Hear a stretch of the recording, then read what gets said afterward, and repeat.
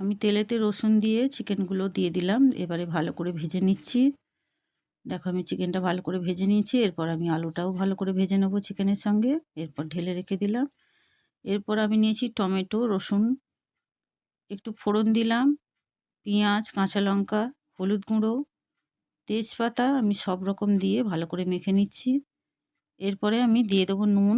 দেখো নুন দিয়ে দিলাম। নুন দিয়েও আমি ভালো করে মেখে নিচ্ছি মশলাটাকে। মেখে নিয়ে কড়াতে আমি একটু চিনি দিয়ে তেল দিয়ে চিনি দিলাম, তারপর শুকনো লঙ্কা, এরপর ধনেপাতা দিয়ে ফোড়ন দিয়ে আমি মশলা যে আমি মেখে রেখেছিলাম ওইটা ঢেলে দিলাম। দিয়ে আমি ভালো করে কষিয়ে নিচ্ছি। দেখো ভালো করে ঢাকা চাপা দিয়ে আমি কষিয়ে নিলাম। মশলাটাকে ভাজা ভাজা করে নিয়েছি। এরপর চিকেন আর আলুটা আমি দিয়ে দিলাম। দিয়ে ভালো করে কষবো। আমি ঢাকা চাপা দিয়ে কষবো। দেখো ঢাকা চাপা দিয়ে কষছি, কতটা চিকেনের জল বেরিয়ে গেছে। আমি আর কোনো মশলা দেব না, শুধু রসুন আর টমেটো আর পেঁয়াজ এই দিয়ে আমি আজকে রান্নাটা করব। দেখো আমার কষানো হয়ে গেছে। আমি গরম জল করে রেখেছিলাম, ঢেলে দিলাম। ভালো করে মাংসটা সেদ্ধ হয়ে ফুটে গিয়ে সেদ্ধ হয়ে গেছে। এরপর আমি ওপর থেকে একটু ধনেপাতা দিয়ে দেবো।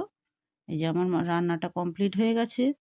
বানিয়ে খেয়েও কোনো মশলা লাগবে না দিতে, শুধু রসুন আর পেঁয়াজ আর টমেটো